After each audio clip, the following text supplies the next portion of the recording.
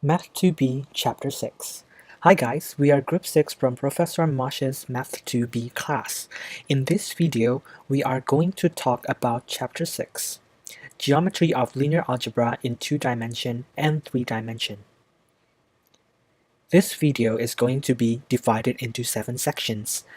The first one will be Introduction to Matrices, followed by Diagonalization and Elementary Matrices, Matrix Applications, Pauli's and Hermitian matrices, Schrödinger equation and eigenvalues, Lorentz transform, inverse and diagonal matrices, and followed by the last one, which is Markov chains and game theory.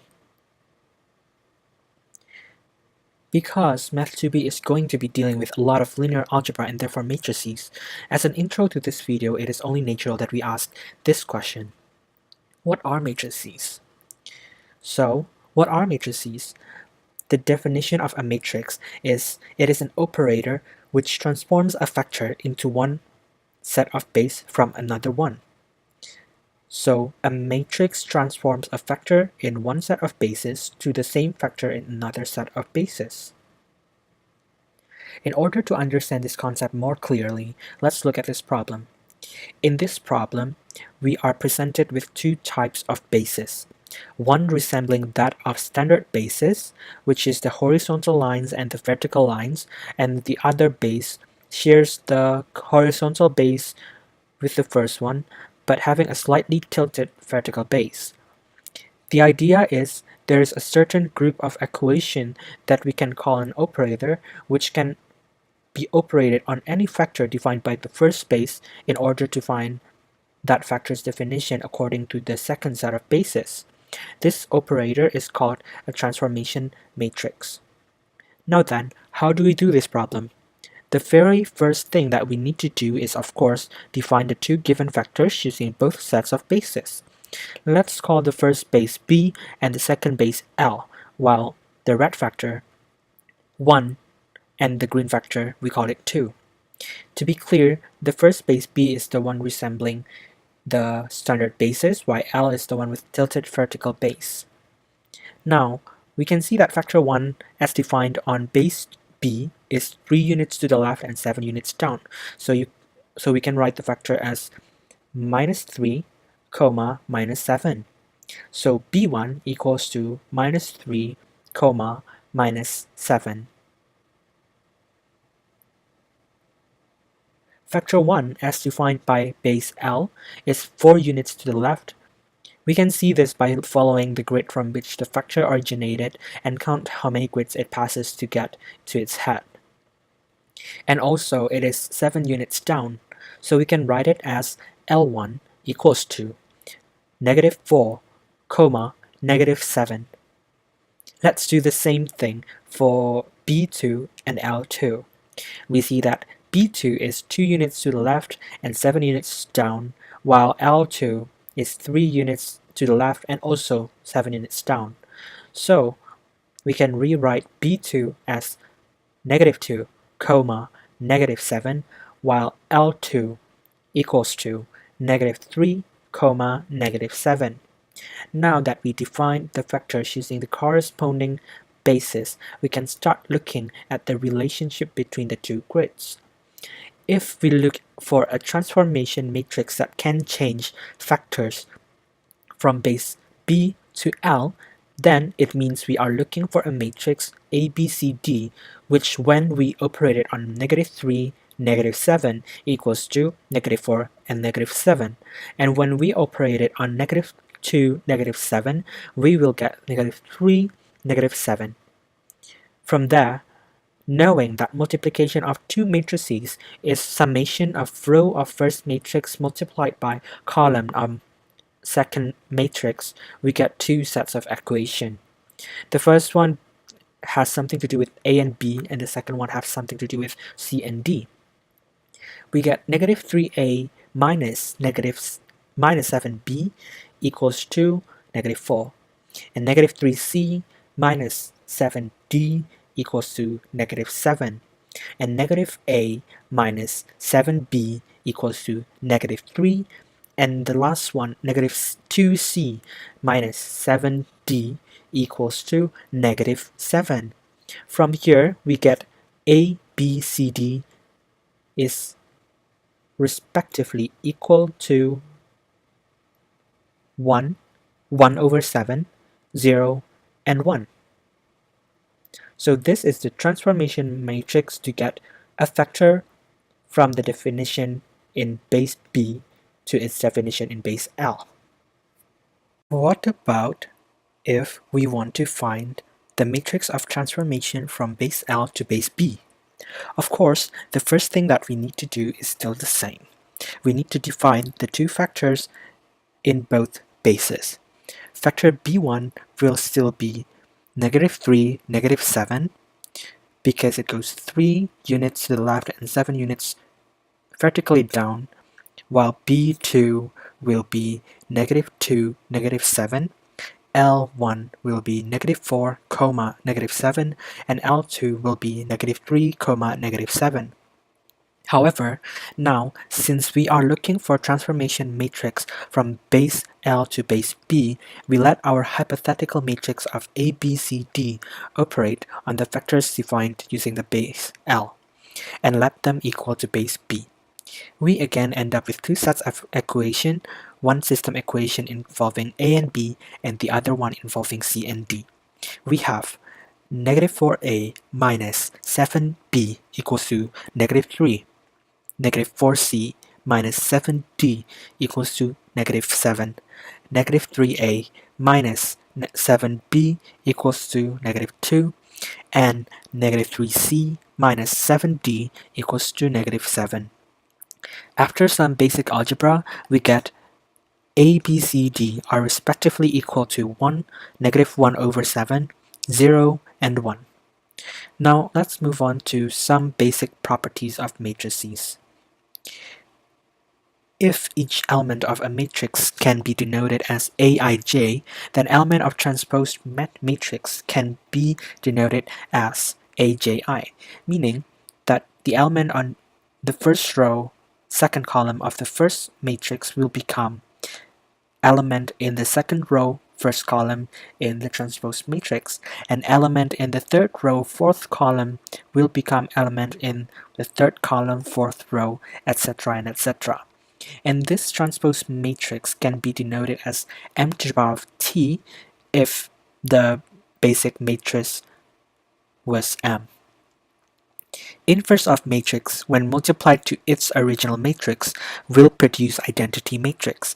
Inverse of matrix can be denoted as m to the power of -1. If we think of a matrix F as a system of equation and a system of operators, then we can think of inverse of a matrix as the opposite of the way back from said system of equation.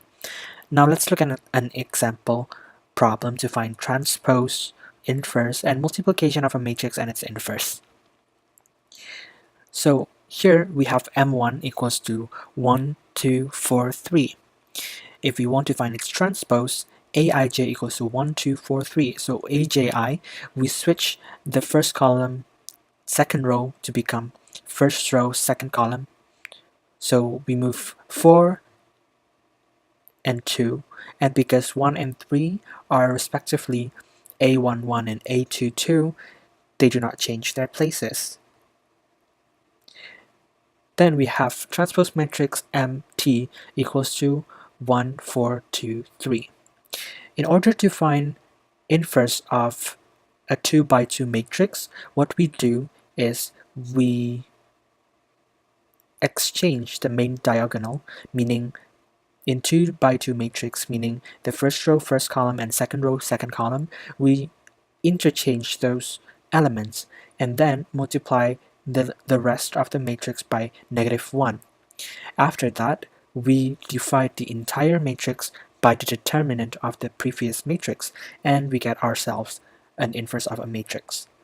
We can check by multiplying this matrix to the original matrix, which is 1, 2, 4, 3, and we get 1, 0, 0, 1, which is an identity matrix. So we know that the inverse matrix of the original matrix will be equal to -1 over 5 times 3, -2, -4, and 1.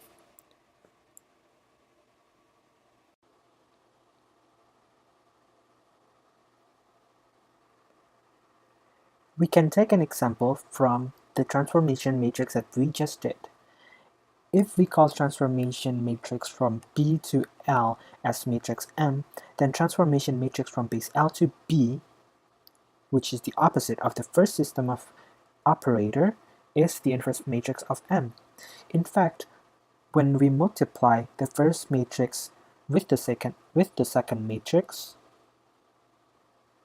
we will get an identity matrix. And if we look closely and carefully, if we want to operate the 2 by 2 matrix to make it inverse, we exchange the first row, first column, and second row, second column. And in this case, they're both 1, so they stay the same. And then we add a negative sign to second column, first row, and first column, second row. And then we divide it by the determinant of this matrix.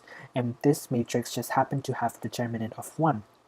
So the resulting inverse of the matrix will be 1, negative 1 over 7, 0, 1, which is the transformation matrix from base L to base B.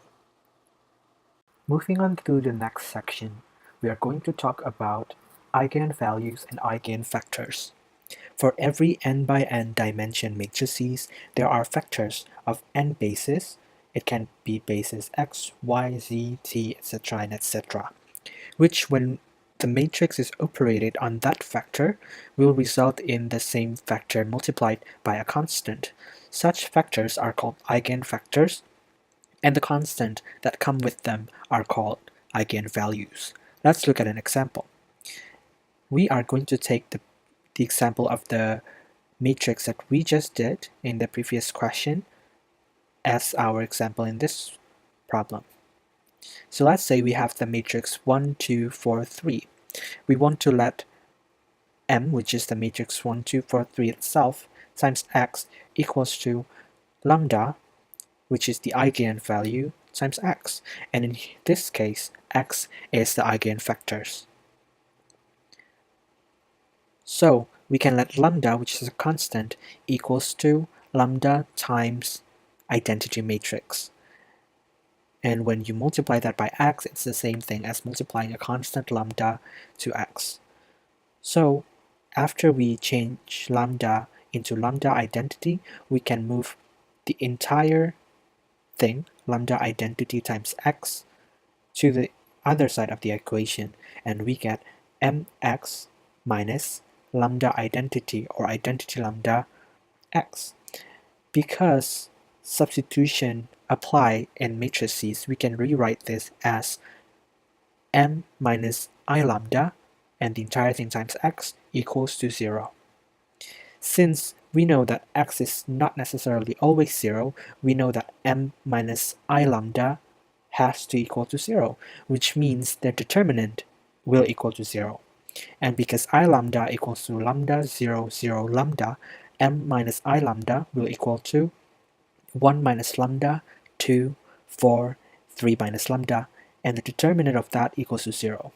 When we look for the determinant of this matrix, we get lambda squared minus 4 lambda minus 5 equals to 0. This equation is called the characteristic equation of this matrix. And from this equation, we get lambda equals to 5 and lambda also equals to negative 1. Let's look at the first eigenvalue, which is 5. When we put back the eigenvalue into the characteristic equation, or put it back into this matrix, we get negative 4, 2, 4, negative 2. And when we multiply that with x, we get 0. However, we realize that in order to know what x is, we need to parameterize and let one of the variable inside of x equals to the parameter. And if we parameterize, the first eigenfactor will equal to 1, 2 times a parameterized t, but there's no necessity to write down t in here. We do the same thing with the second eigenvalue, which is negative 1. We put negative 1 into the equation, into this matrix, and we get the matrix 2, 2, 4, 4. And again, we need to parameterize. When we multiply this matrix with x and y, we get 2x plus 2y equals to 0, and 4x plus 4y equals to 0. And if we let y or x equals to the parameterized, then we get the parameterized factor 1 minus 1 times t. And of course, there's no need of writing the t in this situation. Let's look at another example. This time we're choosing transposed matrix of the first matrix, which is 1, 4, 2, 3. We do the very same thing. We let nt of x equals to lambda x, in which x is the eigenfactor and lambda is the eigenvalue. We let lambda equals to lambda times identity matrix, and when we move that entire thing to the other side of the equation, we get determinant of m transpose minus I lambda equals to 0, because m transpose minus I lambda equals to 1 minus lambda, 4, 2, 3 minus lambda, we get the characteristic equation lambda squared minus 4 lambda minus 5 equals to 0, and we get lambda equals to 5 and negative 1. When lambda equals to 5, we get the matrix negative 4, 4, 2, negative 2. Therefore, when we multiply it with x and y and make them equal to 0, we get negative 4x plus 4y equals to 0, in which x equals to y. So if we use one of them as a parameter, we get the factor 1, 1 times the parameter t, but we don't need to write t down. If we do the same thing with the second eigenvalue, we get the eigenfactor 2, negative 1. And if you want to check, you can do this by yourself. When you multiply the matrix 1, 4, 2, 3 without the negative eigenvalues, when we multiply the matrix transpose with the first eigenfactor, we will get that same factor multiplied by its eigenvalue, which is 5, 5. And if we do the same thing with the second eigenfactor, we will get 2 minus 1 multiplied by negative 1. Now that we have learned the concept of eigenfactors and eigenvalues, we can start to introduce the concept of diagonalization of a matrix. If we take eigenfactors of a matrix and create a new matrix out of them, we can make a transformation matrix P, in which we can have P inverse times M times P equals to the diagonalized form of that matrix, and that diagonalized form of the matrix will be constructed by the eigenvalues on the main diagonal and 0 on the rest. Let's take a look at the previous example that we used. Matrix M equals to 1, 4, 2, 1, 2, 4, 3. And so, because we already knew that the eigenfactors of this matrix equals to 1, 2, and 1, negative 1, we can construct P equals to 1, 2, and 1, negative 1, and those factors, we have to write them as column factors.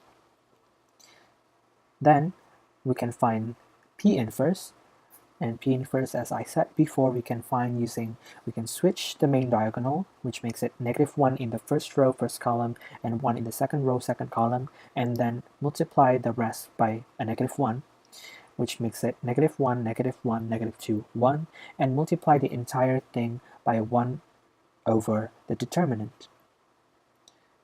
Now that we find P inverse and P, we can start diagonalizing the matrix. And we first multiply P inverse and M, and then multiply that matrix by P, and we will get 5, 0, 0, negative 1, in which 5 and negative 1 are both the eigenvalue of the matrix.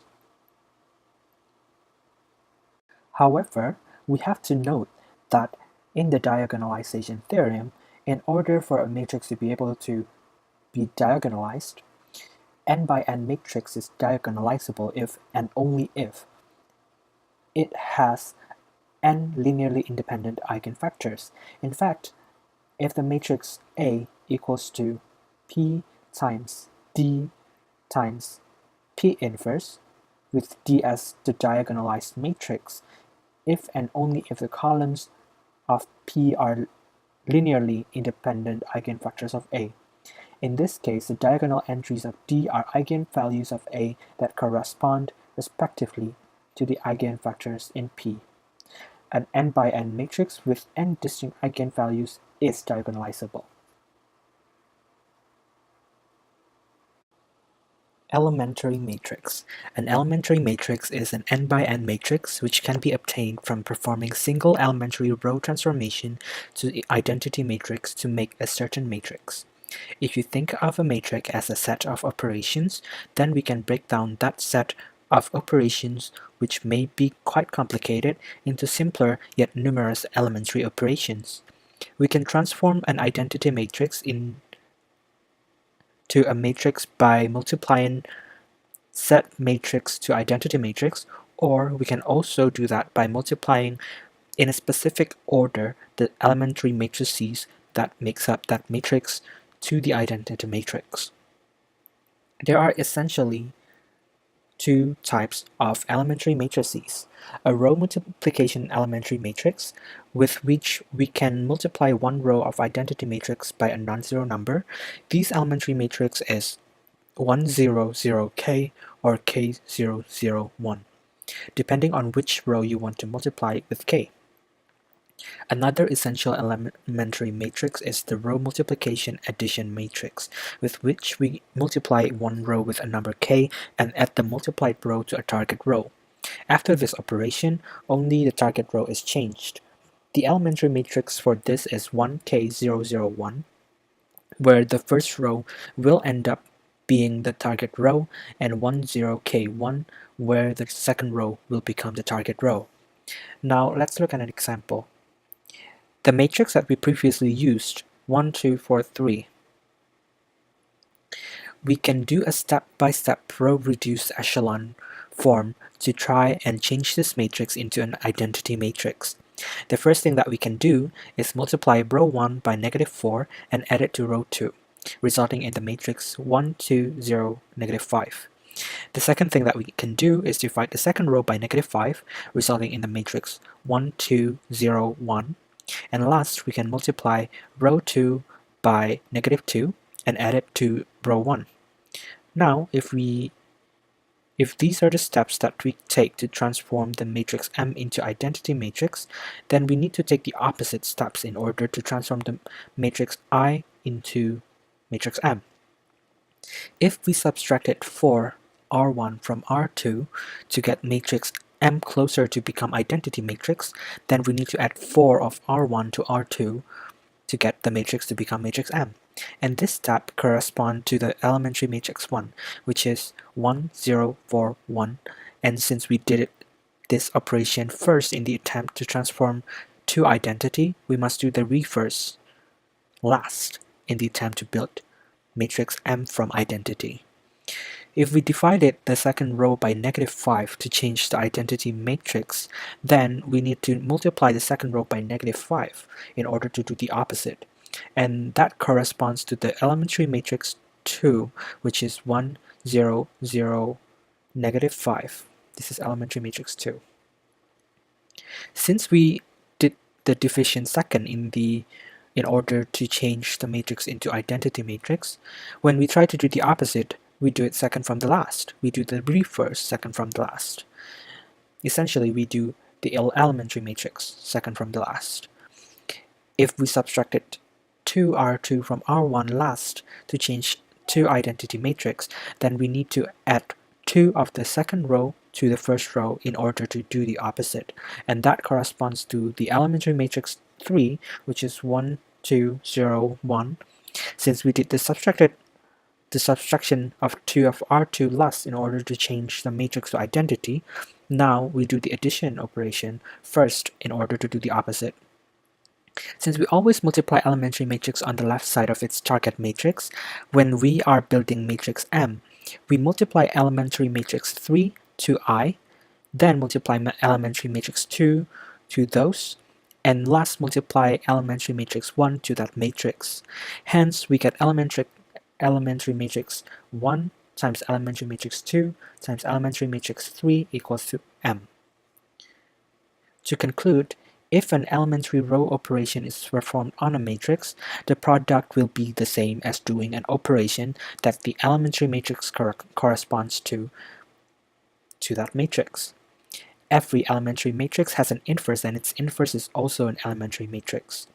For any row reduced using elementary row operations, there exists an invertible square matrix that is a product of elementary matrices created by row operations used to row reduce such that the matrix becomes identity matrix.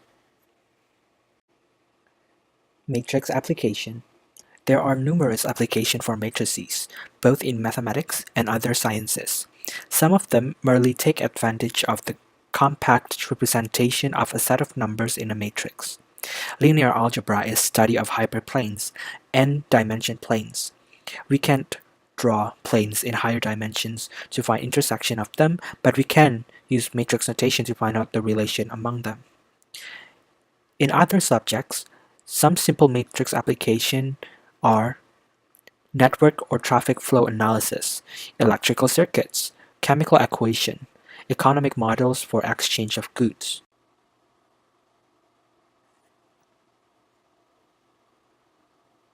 In this example of network analysis, there are 4 intersections which create a circulating flow of traffic. The first thing that we need to do is rewrite the traffic flow in each intersection into 4 mathematical equations. And we get x plus y. We know that the traffic in x plus the traffic in y equals to 431. And we know that z plus w equals to 340. X plus w equals to 255. And y plus z equals to 516. So we can rewrite this into a matrix with each column representing each variable and each row representing one equation we have.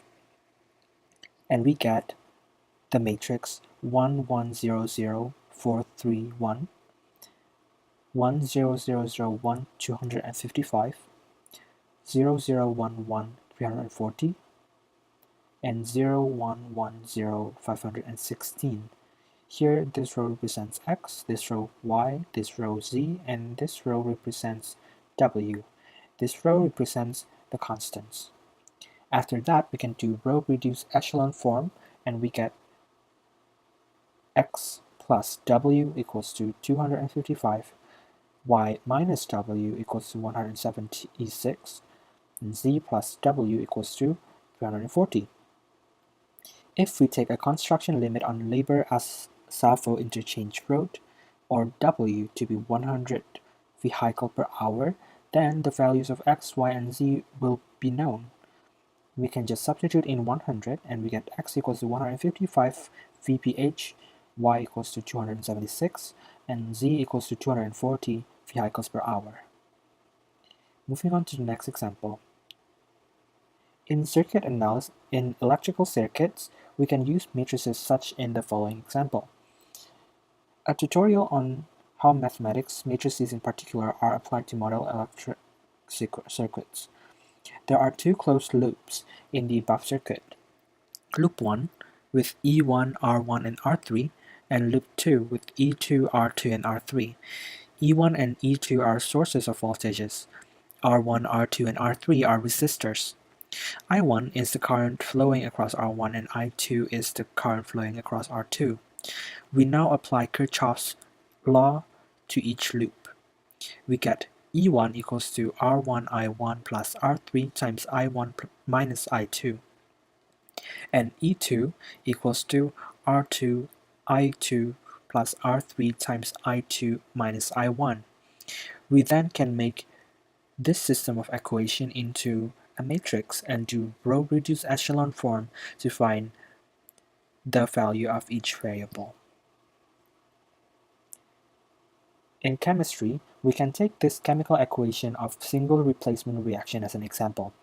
The system can be rewritten into the linear equations 2a plus 0b equals to 0c plus 1d, and 3a plus 0b equals to 3c plus 0d, and 0a plus 1b equals to 2c plus 0d. We can again change this set of linear equations into a matrix to row-reduced echelon form in order to find the value of each variable. In economic models for exchange of goods, in a closed system or a society, exchange of goods can be represented by matrix. The first step that we need to take is rewrite these equations as a homogeneous system. We can rewrite this system as negative half of x1 plus 1/3 of x2 plus 1/2 of x3 equals to 0, 1/4 of x1 minus 2/3 of x2 plus 1/4 of x3 equals to 0, and 1/4 of x1 plus 1/3 of x2 minus 3/4 of x3 equals to 0. Then we can rewrite this as a matrix which will be negative half, 1/3, 1/2, 0, 1/4, negative 2 over 3, 1/4, 0, and 1/4, 1/3, negative 3/3, 0. Then we can do row reduced echelon form to the augmented matrix for the system, and it becomes 1, 0, negative 5 over 3 which equals to 0, and 0, 1, negative 1 which equals to 0, and 0, 0, 0 which equals to 0. And from here we can find a parametric representation for the solution set of this system by letting x3 equals to t. Then we immediately get x2 equals to t and x1 equals to 5 over 3. By back substitution, it follows that the variables x1, x2, x3 should be assigned values in the ratio x1 compared to x2 compared to x3 equals to 5 compared to 3 compared to another 3. Hermitian matrices and Pauli's matrices. Hermitian matrices are matrices that are conjugated and then transposed, and the result is the same as the original matrix. Hermitian matrices are useful complex square matrices which have lots of applications in physics, especially in quantum mechanics. We have seen that matrices can be a good representation of operators. When the matrices are used as operators, then the eigenvalues are real. This is the only type of operator that can be used in quantum mechanics and particle physics. Proof that eigenvalues of Hermitian matrix are real. We start with times matrix A with vector V equals to lambda times V. Conjugate both sides. Then we have V conjugated times matrix A conjugated equals to lambda conjugated times V conjugated times V on both sides, and replace A conjugated with matrix A. Then V conjugated times matrix A times V equals to lambda conjugated times V conjugated times V. Replace A times V with lambda V. Then lambda times V conjugated times V equals to lambda conjugated times V conjugated times V. Vector V is not 0 and lambda conjugated times V conjugated times V is not 0 also. Then lambda equals to lambda conjugated. So lambda is real. Show that for matrix M to be Hermitian matrix, the elements on main diagonal must be real and off diagonal are conjugate pairs. We start with matrix M is A, B, C, D, transpose M, then conjugate, we have matrix A, C, B, D conjugated. Since M is the same as M transpose conjugate, then A equals to A conjugate, D equals to D conjugate, B equals to C conjugate, and C equals to B conjugate. Pauli's matrices. Pauli's matrices are matrices with the form shown here, with n equals x, y, z. Sigma I j equals to 1 if I equals j. Equals 0 if I naught equals J. So there's three Pauli matrices including sigma x equals 0, 1, 1, 0, sigma y equals 0, negative I, 0, sigma z equals 1, 0, 0, negative 1. Three Pauli's matrices along with identity will make a basic of space M2 times 2. In other words, they'll span the space M2 times 2. Some properties of Pauli matrices. 1. The matrices are Hermitian. 2. The eigenvalues are 1 and negative 1.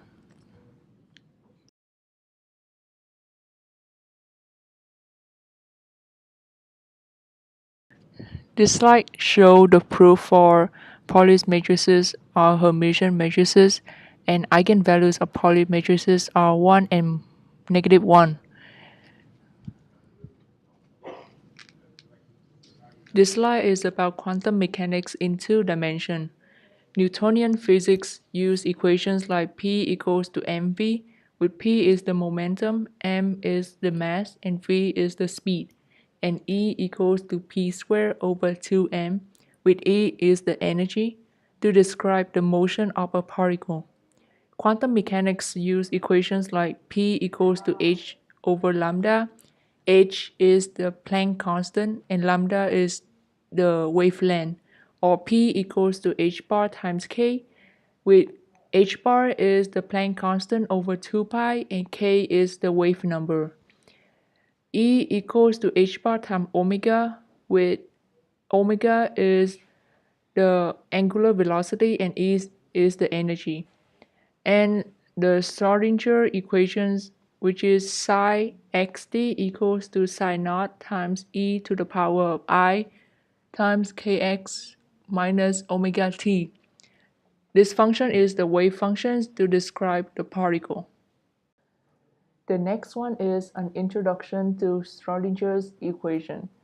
The equation of I h bar times derivative of sine with respect to t plus h bar squared over 2m times second derivative of sine with respect to t equals to 0 is a linear second-order partial differential equation.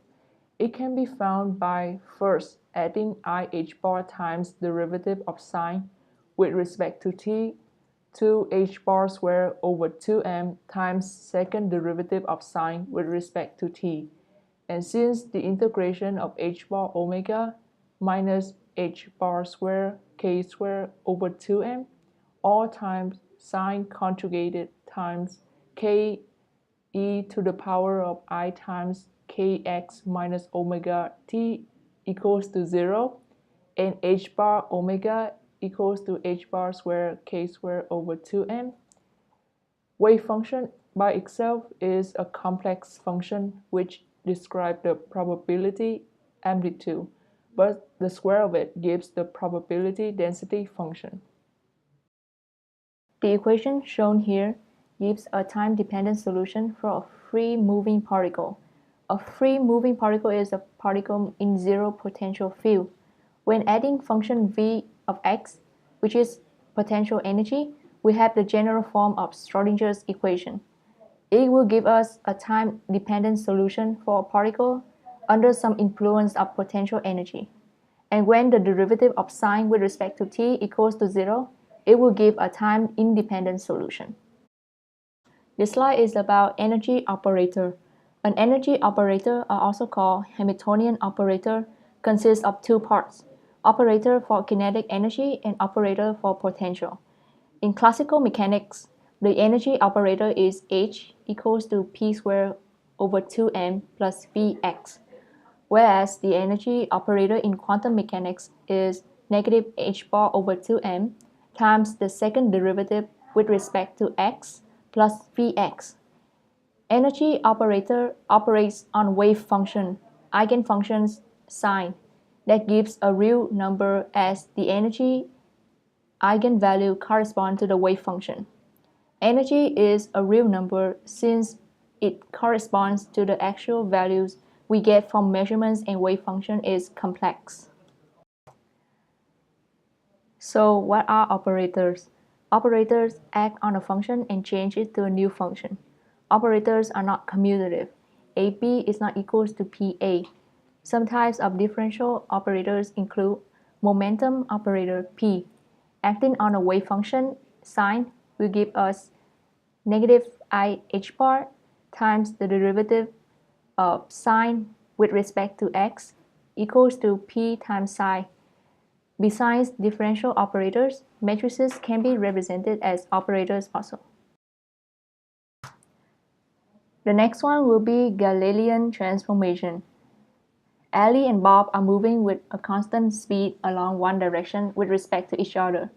Ali, frame of reference, which is also stationary, is Tx, and Bob, which is moving with speed v with respect to Ali, is T prime x prime. They both see the passage of time the same way. For the coordinates of an event P in both frames, we have t prime equals to t, x prime equals to x minus vt. The matrix 1, 0, negative v, 1 transform the time and position from the unprimed frame to the prime frame. And the inverse of this transformation is 1, 0, v, 1, which transform time and position back from the prime frame to the unprimed frame. Transformation doesn't need any area correction, but a very small error of measurement is introduced since we have assumed that the time is absolute and the same for both observers. We have A12 equals to 0 on the transformation matrix. This error increases as the speed increases. We need to use different transformations for high velocities. This is Lorentz transformation, where gamma equals to 1 over square root of 1 minus v squared over c squared, and the determinant of matrix equals to 1. Gamma is added to the Galilean transformation to deal with the relativistic speeds. This transformation does not need any area correction either, since both observers are in uniform motion with respect to one another. The next topic is about Markov chains, the processes and experience in which the outcomes of events depend on the previous outcome is called a Markov chain.